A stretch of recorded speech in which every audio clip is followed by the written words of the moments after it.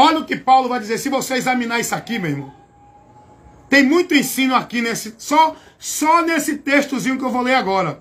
Tem muito que você aprender aqui para a edificação da tua vida de fé em Deus. Olha o que Paulo vai dizer em Efésios. Efésios capítulo 2, versículo 20 e 21.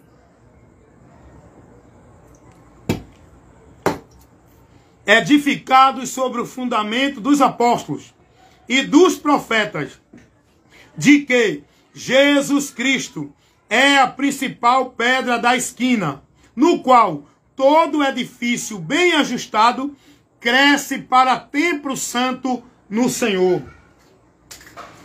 Cresce para templo santo no Senhor. Versículo 21, Paulo vai dizer, no qual também vós, juntamente sois edificados para ser morada de Deus em espírito. Aonde Deus mora? Aonde é a casa de Deus? É aquela igreja lá, aquela instituição, aquela estrutura de alvenaria, onde tu se reúne lá, dentro da hierarquia do domínio do homem, para viver aquela formalidade, aonde você centraliza tudo de Deus ali naquele ambiente, para adorar, para buscar, para receber bênção. É isso aí que você é ensinado como casa de Deus? Se você não estiver ali, não tem a presença de Deus. Para você adorar a Deus, tem que ir para ali. Para você servir a Deus, tem que estar ali. Para você sentir a Deus e receber a bênção de Deus, tem que ir lá. Porque assim você foi ensinado. Casa de Deus. Não é nenhuma estrutura feita por homem, de alvenaria. Não é nenhum local, nenhum recinto geográfico. Casa de Deus somos nós, quando somos edificados em Cristo para a morada de Deus, em Espírito. A partir daí, o Espírito de Deus aqui habita em nós. Deus habita em nós por meio do Espírito Santo. Não é ali nem acolá na igreja A, B ou C. A casa de Deus, o templo de Deus, não é nenhum recinto de alvenaria que os homens ensinam hoje nas instituições religiosas chamadas igrejas evangélicas.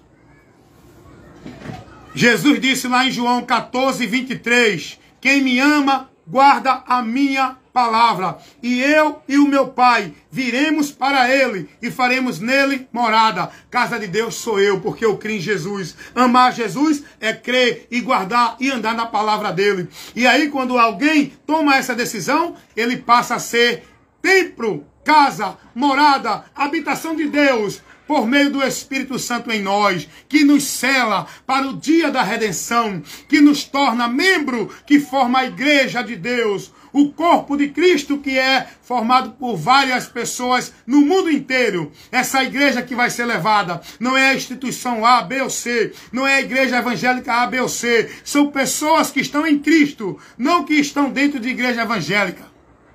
São pessoas que crêem no Evangelho. Não são pessoas que estão dentro de igreja evangélica. São pessoas que crêem e estão sendo guiados pelo Evangelho. Não é pessoa que está dentro de igreja evangélica, vivendo a regra evangélica. Não. É muito importante conhecer isso, viu, irmão? Aí por isso que eu disse a você, o que eu estou ensinando aqui para vocês, vocês não aprendem em igreja nenhuma. Porque nenhum pastor vai pregar isso. Sabe por quê? Porque eles estão compromissados, não é com Cristo, não é com o reino de Deus.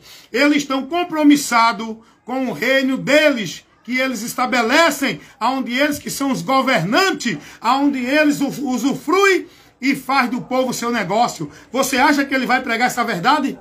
Para abrir os seus olhos? Para você não estar mais escravo e submisso a eles dentro do sistema?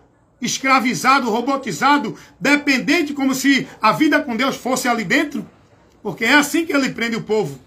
Não, para você ter vida com Deus tem que estar na igreja. Se não tiver na igreja, não é de Deus. Cuidado, gente. Então Paulo vai dizer aqui, ninguém pode pôr outro fundamento além do qual já está posto. Ninguém pode pôr outro fundamento. E nós temos que ser edificados sobre o fundamento dos profetas e dos apóstolos. O que era que os profetas pregavam? Jesus. O que era que os apóstolos pregavam? Agora, ó, vem cá comigo. Os apóstolos, examine, estude, analise as cartas apostólicas.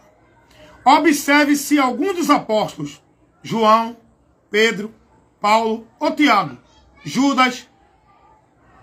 Observe se alguns dos apóstolos ensinava a alguém o que hoje os muitos pastores ensinam. Os apóstolos ensinavam a alguém que tinha que adorar a Deus dentro de alguma igreja. Os apóstolos ensinavam a alguém que tinha que dar o dízimo, porque senão estava roubando a Deus, não era salvo. Os apóstolos ensinavam a alguém que tinha que adorar a Deus na igreja, buscar a bênção de Deus por meio de pacto, de voto, de campanha, de ritual religioso. Os apóstolos ensinaram a alguém que se não for batizado não pode entrar no reino de Deus, não é salvo, não faz parte da comunhão do povo de Deus. Os apóstolos ensinavam a alguém que tinha que guardar o sábado para ser salvo, tinha que cumprir alguma devoção para poder fazer obra de Deus dentro de alguma igreja, por meio de trabalho, de sacrifício religioso.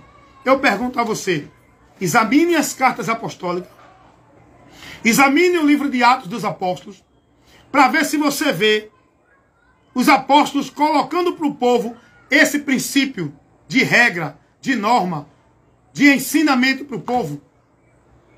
Tudo que esses pastores hoje, dentro dessas muitas igrejas evangélicas, ensinam para o povo, é anátema, irmão. É mentira, falsificando a palavra. Eles usam a palavra para mostrar para vocês uma interpretação deturpada, para manipular a mente de vocês, para vocês entenderem que a palavra ensina isso. Uma das maiores mentiras e manipulação que eles usam a palavra é a do dízimo. É da casa de Deus. Não deixe a casa de Deus, porque você tem que ter comunhão na casa de Deus com os irmãos.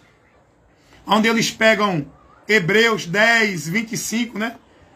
Para dizer que você não pode deixar de ir para a igreja, porque ali é onde você vai ter a comunhão com os irmãos, porque a palavra diz isso. Aí eles lêem para o povo Hebreus 10, 25 e faz uma interpretação errônea, anátema, maldita e aplica para o povo, irmão.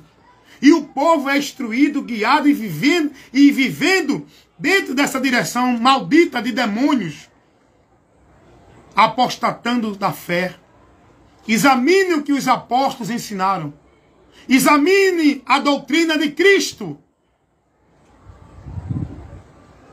E faça uma comparação com o que o teu pastor te ensina, com o que você está aprendendo nessa religião, nessa igreja, seja ela evangélica, católica, espírita, budista, qualquer que for. Irmãos, uma das táticas do diabo, que o diabo é sutil, ele tem astutas ciladas para levar o povo para o inferno.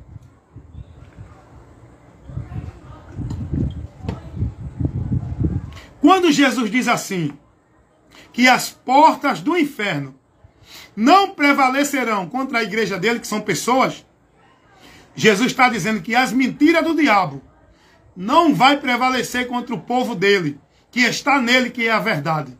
E o diabo, ele tem prevalecido na vida de milhões e milhares de pessoas que estão alicerçadas, não em Cristo, nas religiões, nas igrejas. Muitas almas estão indo para o inferno, porque estão dentro da mentira, do conceito de vida com Deus dentro de igreja. O diabo levantou o sistema católico romano a partir do século III, aonde a partir dali foi centralizado tudo de Deus dentro do sistema católico romano, aonde criou a ideia de casa de Deus. A partir dali, os apóstolos já combatiam isso, lá no primeiro século. Os apóstolos já combatiam isso. Você sabe por que Estevão foi apedrejado? Dá uma lidinha lá no capítulo 7. Porque uma das razões foi essa, que ele disse que Deus não habitava em templo feito por mão de homens. Estevão estava dizendo que aquele templo lá dos judeus não era mais morada de Deus. Deus não habitava ali. Estevão estava ali agora pregando o evangelho e foi apedrejado.